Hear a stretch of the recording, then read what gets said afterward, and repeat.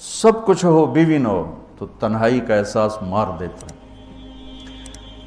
اس سے ایک اور مطلب نکلتا ہے کہ لباس کے بغیر ایک لمحہ گزارا نہیں۔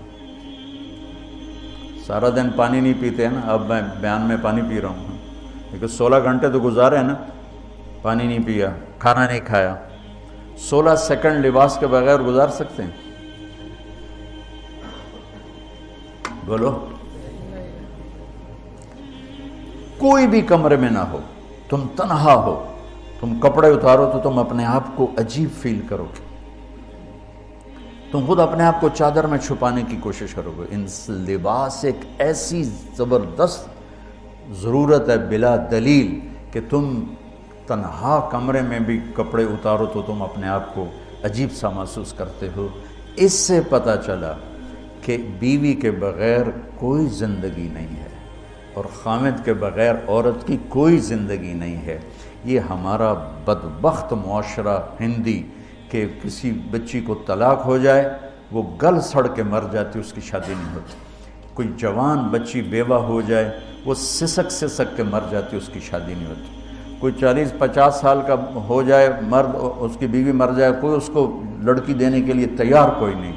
اور لباس کا لفظ بتاتا ہے کہ شادی کے بغیر انسان ننگا ہے، اور ننگے انسان کا کوئی کہیں بھی گزارا نہیں ہے۔ لفظ لباس بتاتا ہے کہ ہم اس چیز کو رواج دیں کہ شادیاں ہوں، بیوہ کی شادی ہو، مطلقہ کی شادی ہو، کوئی کس کی بیوی مر جاتی ہے۔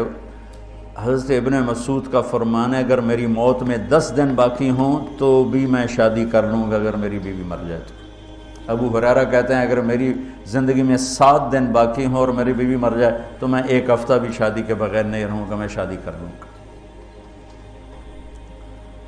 تو ہم ایک ہندی معاشرے سے متاثر ہیں جہاں بیوہ کی کوئی سنوائی نہیں، مطلقہ کی کوئی سنوائی نہیں، اور کوئی جوان بھی 2-4 بچے ہیں اور بیوی مر جائے تو اس کی کوئی شادی نہیں ہے، وہ سسک سسک کے وہ بلک بلک کے زندگی گزارتے ہیں۔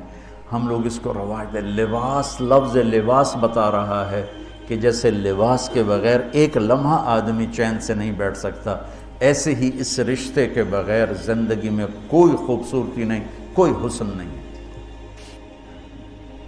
میں نے جیسے کہا لباس سب سے قریب ہے، تو اس کے بعد بیوی کا حق سب سے پہلے آ جاتا ہے۔ ماں باپ کی طرف سے زیادتی آئے تو تمہارے ذمے ہے اپنی بیوی کو بچاؤ، اللہ کے واسطے اپنی بیویوں کی حفاظت کرو۔ ہاں تمہاری بیوی کی طرف سے زیادتی آئے تو اللہ کے واسطے ماں باپ کی حفاظت کرو۔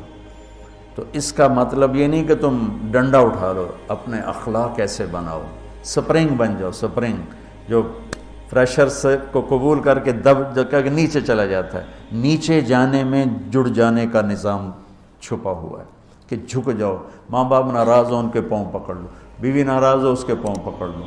ذلت میں عزت چھپی ہوئی ہے، ساری زندگی کا تجربہ بتا رہا ہوں۔ ذلت، اللہ کی رضا کے لیے ذلت اٹھانے میں عزت چھپی ہوئی ہے۔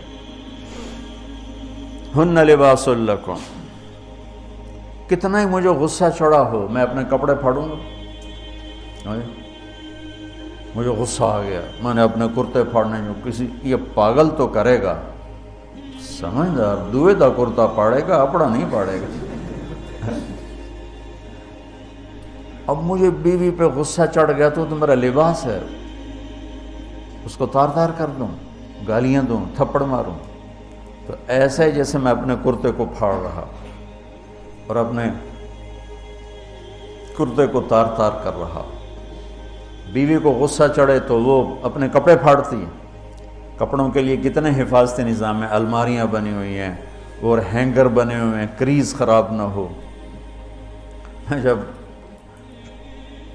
پڑھتا تھا نا لاہور، تو اسکول میں یا کالج کا میں سب سے خوش لباس لڑکا کہلاتا تھا،